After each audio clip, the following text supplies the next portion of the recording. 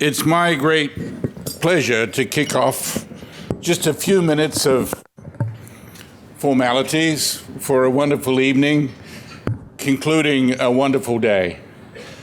It has been an intellectual feast to have combined and gathered together here in Berkeley a subset of the community of scholars that Nate was so central to and that his work animated. Nate was not necessarily the organizer of that community. The nature of those communities is that they're self-organized. But there is absolutely no question that he was amongst the greatest intellects in economic history, focusing on innovation that has walked the planet. And I find today I'm still learning, and I expect to be learning for decades to come from Nate Rosenberg, and I suspect that future generations will be learning from Nate because he was focused on fundamental questions. And so few today care about deep thinking and fundamental questions, but Nate did, and he did so with delight and with skill and with joy. And we're here in a very joyful gathering with his family assembled. And I want to just take a few minutes to interrupt your dinner to hear from a few other people, not on his intellectual contribution, but more on Nate, the man, and to hear from the family represented by Karen. I must say that this is a special privilege to me to be hosting this at Berkeley. And in fact, even though Nate was a Stanford faculty member, this community, of course, knows no institutional boundaries. It is an open community that is global in scope and is anchored at key nodes. And I would like to think that at least here at Berkeley, we are one of those key nodes. We've been so in the past, and I hope that we can continue to do so. So it's our great honor to have you all gathered here. The fact that so many came, whenever you start an event, you're never sure that you're going to get a showing, but you folks and Nate behind you all was a tremendous incentive to come together, and I'm delighted that you could do so and enjoy this evening, particularly with the family present. So on that note, let me first of all ask you to raise your glasses to Nate, and then I'll ask Kara to come up. So here's to Nate and to his continuous contributions to the field. Thank you. I did write out what I'm going to say with my brothers. We worked together on it. And I think Nate would enjoy the fact that I'm reading it off my phone, which is kind of an unanticipated use that I don't think he would have imagined when he was first working with the Bell Lab stuff. So, as one of Nate and Rena's two academic offspring, I'm representing the four of us to this mostly academic audience. Of course, in our family, and probably in many of yours, we never observed a line where academic matters ended and domestic life began. Dad always challenged us to think about the world with the same inquisitive and critical perspective that he took to his own research and teaching. Perhaps the greatest gift he gave us was that he didn't care what subject we pursued as long as we were passionate, rigorous, and skeptical. This might explain how, after a few hiccups here and there, he and Rena produced children who, among them, and not between, he criticized our grammar as well, obtained a PhD, an MD, an MBA, and a JD. And we're all, to varying degrees, modestly successful in their fields. One of us co-wrote a book about running a small startup here in the Bay Area. Reading through the galleys, David suggested that the book could have been retitled, "All I Really Needed to Know About Business I Learned from My Economist Father." Nate was famous for being an expert on technology who could not raise the seat on his own bicycle or This was my favorite example. He once called Jonathan out of a meeting with an emergency, and the emergency was, and I quote, "I'm stuck in underline." So, stuck in underline, I know. It's not a problem most of us had faced, but wasn't he? Stuck in underline. But his insights into how new inventions evolve in unexpected ways was crucial to Johnny's ability to develop successful products for internet users. Nate was, as lots of you know, skilled at finding experts in subjects related to his own interests and in collaborating with them to mutual benefit. His work with Birdsall, a lawyer, Vincente, an engineer, Landau, a chemical engineer, and others are good examples of this. He tried this out on David, when he first started his own academic career teaching law in a business school. He'd always wondered, Nate had, why most of the countries with strong traditions of entrepreneurship were also countries that used the common law that originated in England rather than the Napoleonic Code or some other legal system. Dave never found the link that Dad was looking for, but Dad's question led him to write his first academic paper on the structure of venture capital funds. Dad was fascinated by the technological innovations in my brother Gordy's specialty, OBGYN, and loved to hear about how they were used and about how much these and other innovations in medical technology, like lasers or laparoscopic surgery, had the potential to change lives. He talked to me a lot about using evolutionary concepts to explain economic change, and he always asked us hard but insightful questions about what we were doing. And when we couldn't answer them, he asked us again. For as long as we can remember, conversations in our family centered on questions like the one Johnny asked, we think at about age 8. Why are people in cold countries so often richer than people in warm countries? Dad's response to such questions inevitably did start out with a bit of a lecture, but also the reminder every time that evidence relevant to such questions was easily available to us, even in the days before Google. His response would be something like, "Karen, that's an empirical question. We don't have to speculate about it." And then a constant reminder, and I think he said this to me once a month or once a week for most of my life, one should never be more than arm's reach from a dictionary. And he was serious, really serious about that. We wanted to tell you just a little bit about Nate's background. He was born into a poor working class immigrant family in Passaic, New Jersey. His father, a carpenter, spent much of the Great Depression in the 30s without work, and the few jobs he did get, he shared with other members of the union. As a small child, Dad was badly burned and almost lost his leg, so that he had to relearn how to walk. Sort of typical of him, he overcompensated in his recovery so that by high school he was a champion runner, a lesson that shaped his life. And we actually recently had a conversation about his fastest time in the mile. What was it? 26.2. 4:26.2. 4:26.2, we think, was his fastest. Before Roger Bannister had broken. Yes, it was before the 4-minute mile. So, his protective Jewish mother reasonably refused to give him permission to enlist in World War II before he turned 18. But he joined the Army after high school and served before the Korean War in Korea. After that, he was able to attend Rutgers, thanks to the GI Bill of Rights, and he graduated in 3 years. He was always quick to point out that the GI Bill was the most successful effort ever at encouraging socioeconomic mobility, and that experience informed both his politics and his appreciation of the importance of education in effecting social change. Finally, we can't leave without mentioning how mortified Nate would be by recent political events.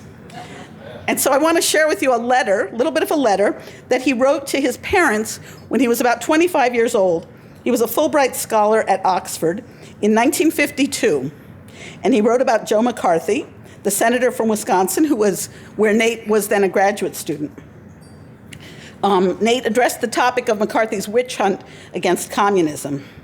And we think his words sound uncomfortably appropriate today. He wrote, quote, If people don't wake up very soon to the fact that these self-appointed defenders of the faith aren't the least bit interested in communists, but rather in anyone who has the courage and independence of mind to defy them and to speak out against the growing movement to the right in America, they will one day find the universities stripped of everything which justifies their being regarded as institutions of education, unquote. I think that's pretty good.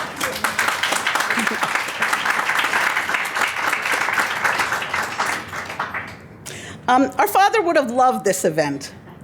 One of the things that we learned from both our parents is the value of intellectual community. And it's really heartwarming to be reminded of that by this group, including so many of Dad's colleagues, students, and friends. He constantly learned things from those around him. We all heard many stories about amazing things he learned from Ken Arrow and Stan Engerman.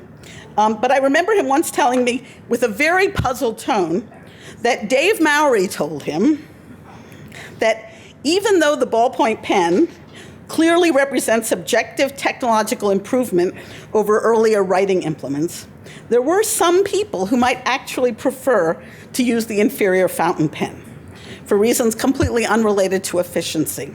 And I admitted that I was one of them, which I think shocked him even more.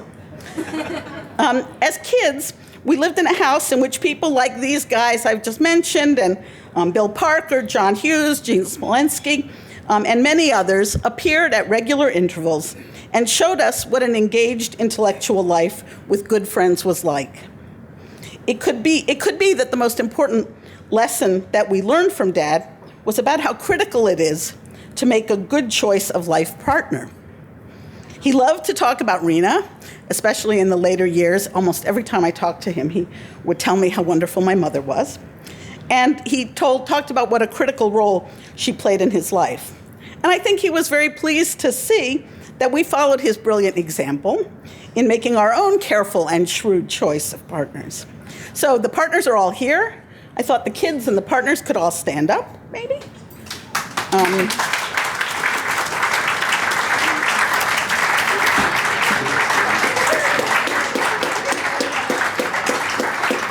Sanjay, and there's 4 grandchildren. 4 grandchildren, stand up. 4 grandchildren and 1 spouse, and those represent half of the total number of grandchildren. The other 4 are in London, Philadelphia, New York, and St. Louis, pursuing academic work of their own. So finally, on behalf of our mother, Rena, and the 4 of us, our spouses and children, we want to thank you all for coming. I know many of you came from very far away. I've heard Italy, Korea, Sweden, Britain. It really gives us great pleasure to hear about how much Dad and his work has influenced your own work and lives. And also to hear stories of what it was like to work with him as colleagues of students. And it feels very good to know, too, that you're all remembering him along with us. So thank you very much.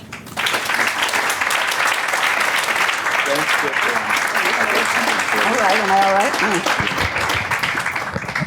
right? Before Karen steps down, I have a certificate here with the limited powers vested in me by the Chancellor and by Oxford Press. We, the editors of Industrial and Corporate Change and the Institute for Business Innovation at Berkeley, recognize Nate Rosenberg for the most seminal contributions to our understanding of the economics of technological change and the role of innovation in business competitiveness and national prosperity with the Berkeley seal. So we would like to give this to the family. Karen, you're the pack horse. You're the pack horse. So thank you for that, and thank you. We really are honored to be able to honor you. But there's one other certificate I have in those same limited powers vested in me by the Chancellor, and it's for Rena. So please come up, Rena. And it's the University of California, the Institute for Business Innovation, and the editors of Industrial and Corporate Change recognize Nate Rosenberg for her support of the community of innovation scholars. And I just want to say that all of us, over the last, in my case, 30 years, have been welcomed into the Rosenberg home, have enjoyed many a fine moment with Rosenbergs.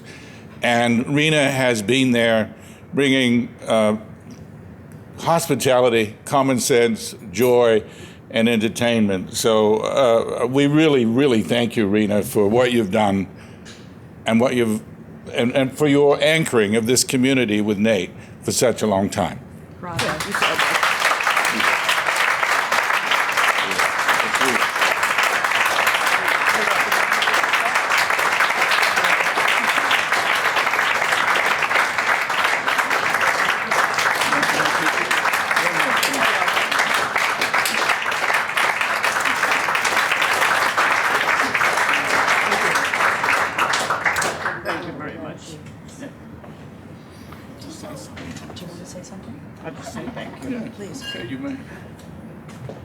I'm overwhelmed and I don't quite know what to say, but thank you very much. And thank you all for coming. And I would particularly, since I have the microphone for a minute, I'd like to thank Tembi. Where are you, Tembi? Right there. She made these wonderful posters. Thank you all for coming. Thank you, Rena. It's our delight and pleasure. And indeed, the accoutrements in the room are terrific reminders. And those of you that haven't read Britannia Bridge, you have the cover of it on the wine bottle, just to drive home that it's a novel worth reading. It was mentioned today on several occasions, but in case you don't have an alert eye, please look at the wine bottle. Not to see that it's the Teese family Mount Beautiful Vineyard, but to see Britannia Bridge. Now, we have done a lot to recognize today Nate's contributions, and that will continue in subtle ways into the future. But there's 4 people that would just like to make some quick toasts for Nate, and I'd like to begin with Stan Ingman.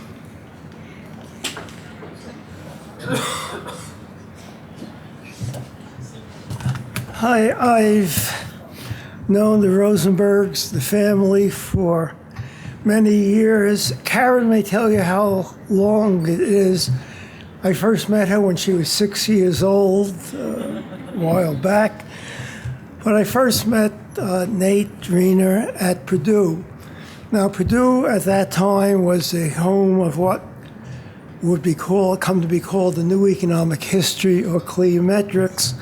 Nate took his role as one of the founders, but Nate was a bit of an outlier for that group. As you can see, the textbook they wrote, everyone would have diagrams, economic theory, a lot of statistics. Nate had a lot of prose. But this was very deceptive because, as you read very carefully, Nate's work there and elsewhere, Nate had a very firm grasp of economic theory, had a very firm grasp of quantitative methods, and basically, although he may not have flashed it, basically, if you read his stuff, you can learn a lot about the applied economic analysis. Following some of the discussions before, in the afternoon, Nate had a favorite quote from Schumpeter. I, too, had a favorite quote. Nate's favorite quote was, in the history of economic analysis, Schumpeter describes what he thinks should be the tools of an economist. And of the 3 tools, economics, statistics, and history, Schumpeter's argument, which Nate always enjoyed, was that economic history was a major skill which an economist should have. My favorite quote came from my course I taught with a colleague at Rochester, who, to preempt what I was going to say, always would say, you have to remember what Schumpeter said, statistics can't explain anything. Well, after a while, I went back to look at Schumpeter, and what Schumpeter had said, apropos of some of the discussion, is statistics can't explain anything, but at least it tells you what you have to explain. So he comes out on the right side of that. I followed with Nate, many family visits and so forth, first to Wisconsin, then to Stanford. Somewhere in between there, I picked up at a secondhand bookstore a copy of the thesis, the book based on Nate's thesis, which after the good publicity it got this afternoon, plus the fact that my wife wants me to get rid of my books, I will auction it off after the meeting to anyone who wants it. It's a big sacrifice on my part, but those who haven't read it will enjoy it very much. I spent a year, 6 months actually, delightful 6 months, when Nate and I were both visiting Nuffield College in Oxford. We both were guests of Max Hartwell. It was a great intellectual experience, having 2 or 3 meals a day with Nate. But I always remember that Nate saved me from a great deal of embarrassment, which probably would have meant I never would be invited back. He pointed out a mistake he had once made and told me not to make it. He said, when you have dinner at All Souls, after the meal, they'll pass around a grape in water. The point is, you're not supposed to eat the grape, you're supposed to wash your hands. I've always felt very thankful for that lesson. In the last years, I had the satisfaction, pleasure of finally co-authoring a work with Nate. Now, co-authoring isn't quite the right word. It was really, Nate would call, speak to him for half an hour a couple times a week. It really should have been by Nate Rosenberg, as told to Stanley Angerman. It shows up in the Handbook of Cleometrics. And what it did, actually, it forced me to go back and to read all of Nate's relevant writings. And I learned 2 things. Number one was that Nate's memory of what he had written earlier was quite good. My notes, my stenography, captured his words, which he remembered from the books. But more important, it gave me a chance to read all the work together and to see what a rich intellectual experience it was.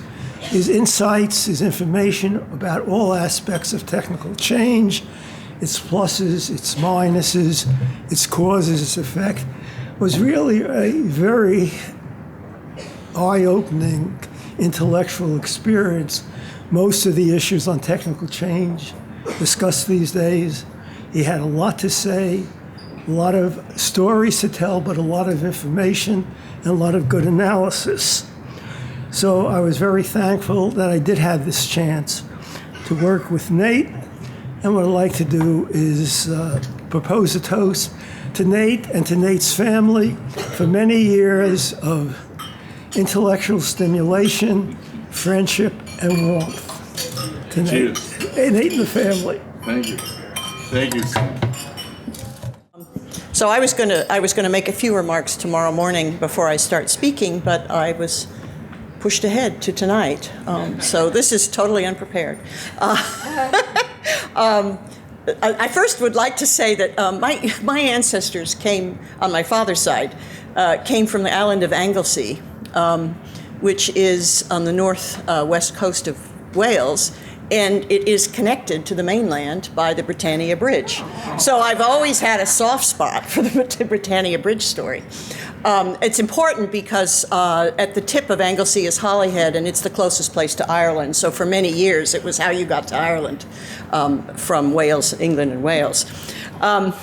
So my memory, Nate has been actually very important in my intellectual development. When I came to Stanford in the late 70s, and then I went to graduate school there in the early 80s, I was already trained in econometrics of innovation by Svigrilicus, basically, because I worked for him and with him for 10 years in Cambridge. But I didn't know anything about innovation, it turned out. I just knew about how to muck around with R&D data and patent data. And I was extremely fortunate because I arrived at Stanford at a point where Nate and Paul David were setting up an innovation seminar, which had so many different names that I won't try to reproduce them. It shuffled. And David Mowry was a student there. And other people who spoke today were students just after me, Alfonso Gambardella and Ashish Arora and Scott Stern and so forth. But it was a very interesting time to be in the Stanford economics department, and so I attended that seminar religiously.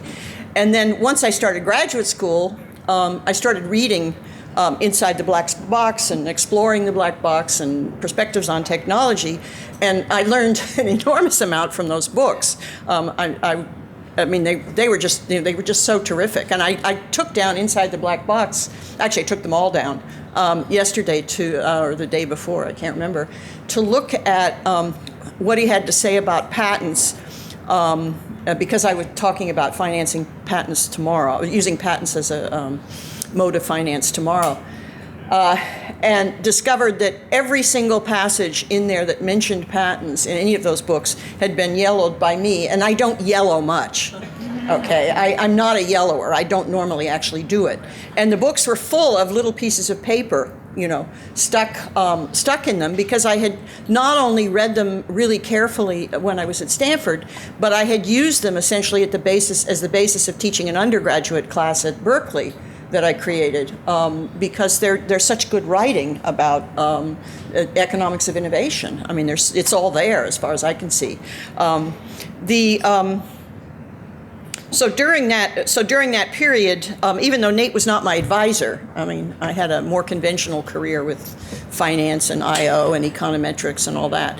I took his course, and it was required that we have economic history at Stanford, even then. And you had to write a paper. And my paper was the last thing. I think as I was exiting the door, I said to Nate, is my paper okay? Because they won't let me graduate without the paper. And he said, oh, fine. Because, of course, it was a bunch of data on the history of the patent office that had no interest, really. I mean, it was a question of, getting out the door. So you can imagine how honored I was when Ken Arrow asked me to join with Nate in editing a handbook of the economics of innovation. Yes. I mean, I was just, I was absolutely delighted. I mean, two really people I really respected, and so we did that, and it was probably Nate's last big project, and in between my traveling and Nate's not really the world's greatest organizer, we managed to have a lot of people willing to write. That wasn't the issue, but we were pretty disorganized. Fortunately, we had help from Rena, the wonderful Rena, and in the end, with a big push, we got it out the door, and I'm very happy about that. I have to say, I was pleased to see it among the books down on the picture down there. So I'm just going to add to the toast. This is Nate and Rena. Yeah, here. Yeah.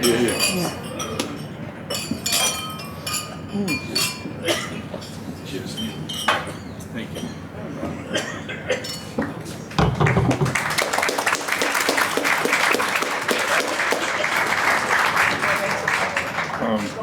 Nate, of course, had many connections outside of economics, so I'd like to invite the physicist J.C. Wu, if he's still here, to say a couple of words. Honored to be here. I'm not sure I'm supposed to be here as a physicist, but then somebody mentioned about the physics.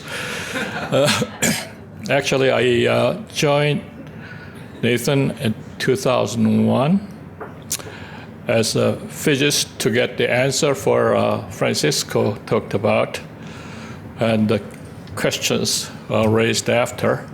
I was looking for the answer for that, and I'm glad that you still do not have an answer. I surely did not have an answer from Nathan. But I had a wonderful time with Nathan. Storming questions, hybrid interrogations, then a couple of manuscripts to read and comment. And that's how I spent 8 wonderful months with him. Actually, Nathan shipped to Korea in July of 42. That's just before the Second World War ends and the A-bomb dropped, and arrived to Seoul in August or September of 42, which is after Second World War finished. And he spent about 3 years in the MacArthur headquarters. That's what he told me.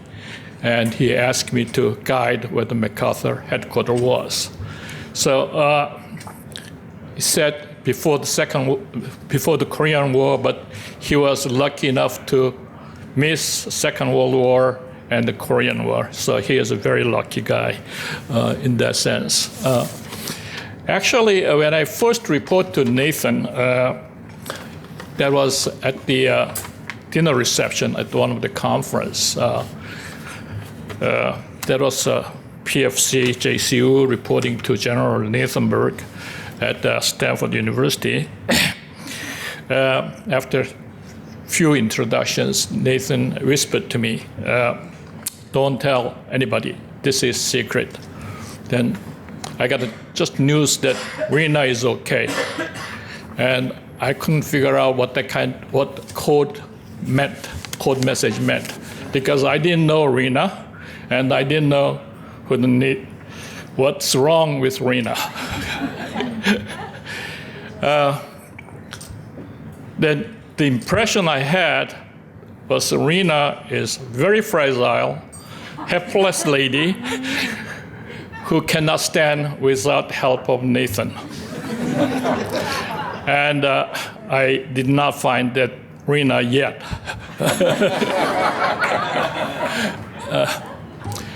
I had a wonderful treat from Rena and Rosenberg, Rena Rosenberg and Nathan Rosenberg.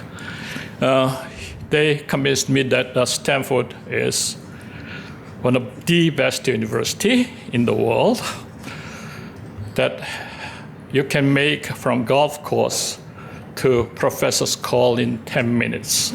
That's the only campus in the world you can do that. I have a long overdue apology, which I want to deliver to Rena. Nathan was invited to Korean Ethnic Science and Technologies Conference and was invited to dinner where I supposed to introduce both, but I had the privilege of omitting that. You probably remember that.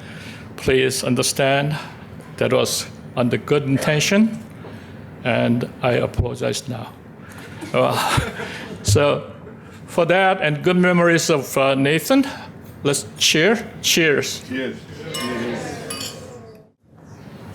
So I'm deeply honored to be able to offer a few reflections and impressions of Nate rather than to rehearse all his contributions that we have been talking about today. So I met Nate, today people would say in cyberspace, but in literature space when I did my PhD in the 70s. And I was very much attracted by his works. It took too long time for me to learn him, to meet him in person. That was in the 80s. And that was my fault, of course. But on the other hand, that meeting led to a lifelong friendship, and also with his wife, Rena. And Nate and Rina was always very supportive and helpful, and I owe a lot to them for that. They also traveled to Sweden, from where I come, frequently. Nate was a member of the Swedish Engineering Academy. He made a lot of contributions in various instances in the Swedish society, academically and otherwise. We made a lot of travels together, etc. And as I said earlier today, we had, with a few words, a very fine intellectual camaraderie, really enjoyable. So, given that knowledge about Nate, I would like to be a bit Rosenbergian and try to find out if I can detect or discover some phenomena in his spirit. And I could then try to find them on Nate as a person himself. So I tried to find out a few paradoxes, and we'll see if that fits your impressions of him. The first is actually what Karen was referring to, which was that Nate, of course, was very comfortable in studying technological change, but he was not comfortable with technology itself. And that, to me, is a bit of a paradox. So he did not really like to set an alarm clock or fix his bike or things like that. And he was not unique, so now I could start generalizing. He shared that feature with the late Ed Mansfield as well. So, do we have an hypothesis here to test? Do people really become comfortable with their object of study, but not the practice of that object? Maybe, maybe not. Nate was, on the other hand, very comfortable with engineers, like myself and many others who've been mentioned here today. And he worked across all boundaries with people from all disciplines, or many at least, and engineering was one of them. So Klein, Landau, and Vincenti and others, he really collaborated in a very fruitful way that could serve as a model for interdisciplinary study and collaboration. That is then leading me to another related, let's say, paradox. So, with Nate's interest in science and technology, how come he was so avert to mathematics? And, of course, in his let's say, acquaintance discussions and so forth, and we had many of them, I tried to give him a little bit of the flavor of what math could do, if nothing else, to enjoy you for the plain aesthetics of it. And I think I failed. So he in some way was studying science and technology, in which mathematics play a very key role. And he did it together with engineers who, in general, appreciate mathematics, but he did not. And that leaves me with an open question of a paradoxical nature. Then, when it comes to a third point, is when you look at the titles of Nate's books, actually they indicate, and also he prefaced that in a book, a high level of intellectual continuity. And he was piecemeally working incrementally with adding details, accumulating knowledge of that sort. And in that way, he was not really a Schumpeterian, although he very much admired and referred to Schumpeter, because this was not really any big disruptive discoveries or breakthroughs like the ones that Schumpeter was mostly fascinated by. It was more a kind of continuous improvement along the lines of Usher, I would say. So in that way, Nate admired Schumpeter, but he was not really Schumpeterian in that sense. He was more of an Usherian, if that's a word to use. So Nate displayed that kind of feature, which in a way perhaps could be seen as a paradox as well. So let's see now if I can find any more paradoxes, phenomena about the phenomenon of Nate. Well, without going too far, he appreciated uncertainty. Of course, we cannot do otherwise. But he really illustrated that in a very fine, persuasive way, that it's not a probabilistic uncertainty that really matters, because you don't have an event algebra of things. So there we have genuine uncertainty, and given that, we are not able to make predictions more than to say that we with certainty will be surprised by unknown things in the future. Given that must have deterred Nate from making predictions, but he did. If you go into his work, he can't resist the urge that we all feel, that we need to learn from history how to judge about the future. I tried to see if he had done any miscalculations of the sort that he ridiculed others had done, like someone in the 19th century saying most inventions, more or less saying, most inventions have now been done, so we don't need the patent office anymore. Things like that. And IBM saying the world demand would be supplied by 10, 12 computers, all of that. But I couldn't find any miscalculations of that sort on Nate. But maybe the last word is not being said yet.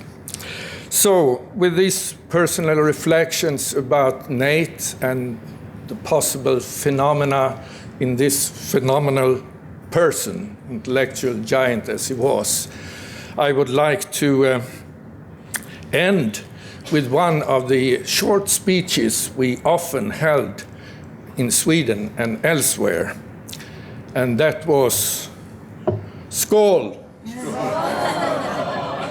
to Nate. To Nate.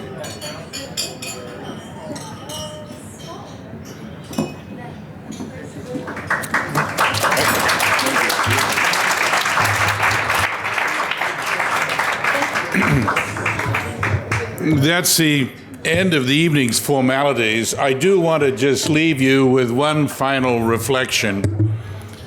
Inasmuch as Nate was the co-founder of Industrial and Corporate Change, my last meeting with Nate, which was a sad one because he was basically confined to bed, but he had just had his last publication. Bronwyn had mentioned his most significant one, which was the handbook, but in Industrial and Corporate Change, he burst into print. I think it was with Ed Steinmuller with what's Schumpeter, a Marxist paper, but he held that journal up. I remember it distinctly. And it wasn't on his bedside, it was actually on his bed. So he really showed to the end his dedication to scholarship, and certainly at ICC, we want to continue to do things in the Rosenbergian tradition, and we will take great delight in doing so with your help. Thank you all.